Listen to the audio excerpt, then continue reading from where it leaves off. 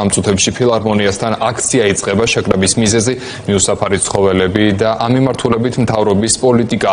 კონკრეტულად რას ეთხოვენ აქციაზე მყოფები, რა განცხადებები კეთდება ამ დროისთვის, ამას მარიკა ბოლქვაძისგან გავიგებთ, სწორედ ის იმყოფება ახლა აქციაზე ფილარმონიასთან. მარიკა, გისმენ, შენ პირდაპირ ეთერში ხარ. გიორგი, შეწყვიტეთ მიუსაფარი ცხოველების გატაცება და ხოცვა.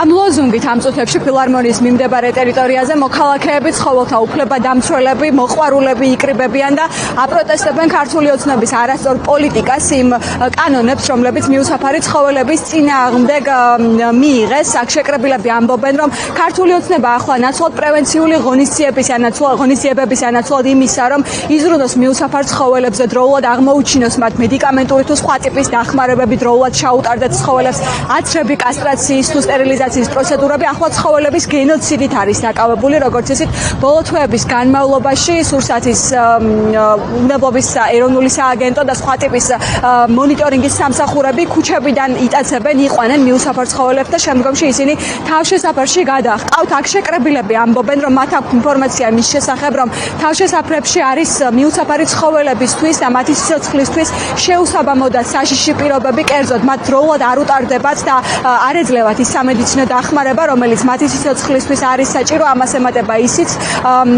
რომ შემდგომში ამ ყველაფრის შემდეგ უკვე ცხოველები სიკვდილამდე მიდიან. აქ შეკრებილი მოქალაქეები ამბობენ იმასაც, რომ მას შემდეგ, რაც თავშესაფარში გადაჰყავთ ცხოველები და მიმკედლებლები თუ მივიდნენ თავშესაფარში ამ ცხოველების წამოსაყვანად, შემდგომში მათი უკან წამოყვანის ან კონკრეტულ ლოკაციაზე დაბრუნების საშუალება და უფლება არ ეძლევათ. სწორედ ამ ყველაფერს ქართული ოცნების ამ ახალ კანონებს მიუსაფარი ცხოველების წინააღმდეგ და პოლიტიკას, რომელიც ახლა ხელისუფლებას აქვს, აპროტესტებენ აქ შეკრებილი მოქალაქეები. რამდენიმე წუთის წინ დაიწყო აქ აქცია და ყოველწამს უფრო და უფრო მეტი ადამიანი მოდის აქციაზე იმისთვის, რომ გააპროტესტოს ხელისუფლების ეს უკანონო ქმედებები.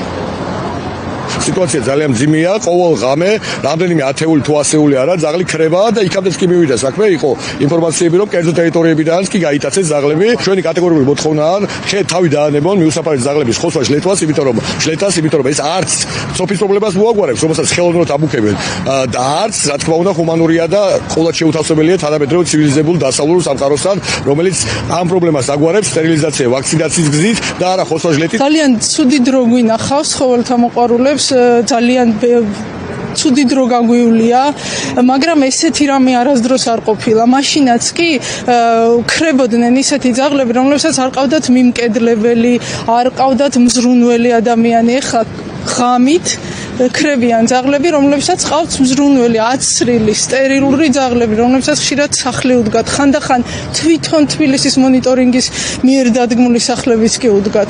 აი ეს რაღაცა დამცინავი სიტუაცია. თავის დროზე რო იყოფოდა თანხები, მიმდინარეობდა ამ თანხების ფლანგვა, მერე წამოვიდა პანდემია.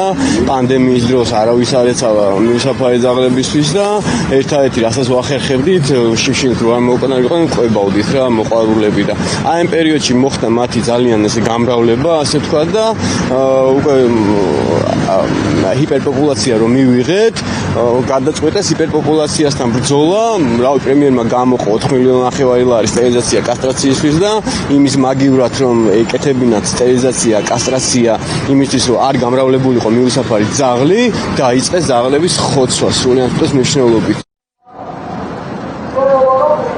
როგორც გითხარით, ნელ-ნელა იმატებს მოქალაქეთა რაოდენობა ფილარმონიის მიმდებარე ტერიტორიაზე იმისთვის, რომ დაიცვან მიუსაფარი ცხოველები და მოითხოვან მიუსაფარი ცხოველებისთვის უფლებების კეთილსინდისიერად აღსრულება და გააპროტესტონ ქართული ოცნების ის რეპრესიული ცხოველების მიმართ მიღებული რეპრესიული კანონები, რომელთა მიხედვითაც მიუსაფარი ცხოველები ახლა ნაცვლად იმისა, რომ მიკედლებულები იყვნენ და ნაცვლად იმისა, რომ მათ პირობები ჰქონდეთ შესაბამისი შექმნილი, მათი გენოციდი მიდის პირდაპირ, როგორც ამას ცხოველთა უფლებადამცველები ამბობენ. გიჩვენებთ ახლა კადრში რა ხდება აქ, რამდენი ადამიანია შეკრებილი, ხედავთ სიტყვით გამოსვლები მიმდინარეობს, ახლა მოქალაქეებს აქ აქვთ კონკრეტული გზავნილები, რომელსაც უზიარებენ ერთმანეთს. ეს მათი თქმით ერთი თვის შემდგომ, უკვე ერთი თვის წინ იყო ზუსტად მსგავსი შინაარსის აქცია, ერთი თვის შემდგომ აქ შეკრებილი მოქალაქეების თქმით ეს არის ერთ-ერთი გამაფრთხილებელი აქცია, ამბობენ იმასაც, რომ ეს არ იქნება ერთადერთი აქცია, საპროტესტო მუხტი გაძლიერდება, ამბობენ, რომ სხვა ტიპის აქციები, სხვა ფორმის აქციები შემდგომში თბილისის სხვადასხვა ადგილას, სხვადასხვა ლოკაციაზე გაგრძელდება და ამას ნელ-ნელა შეატყობინებენ სხვა მოქალაქეებსაც.